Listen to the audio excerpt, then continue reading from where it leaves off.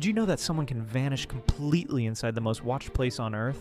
Marcus Rodriguez clocked in for his night shift at Disney World in 2021. He was a maintenance worker who knew those underground tunnels like the back of his hand. Security cameras caught Marcus walking through the employee areas beneath the Magic Kingdom. He looked normal. Nothing seemed wrong. But then something impossible happened. Marcus disappeared between two camera zones. One camera shows him walking toward the next section. The other camera never shows him arriving. Disney World has one of the most advanced surveillance systems in the world. Cameras everywhere, motion sensors, badge scanners. Yet somehow Marcus Rodriguez vanished without a trace. He never made it to his work area, he never clocked out, he never went home.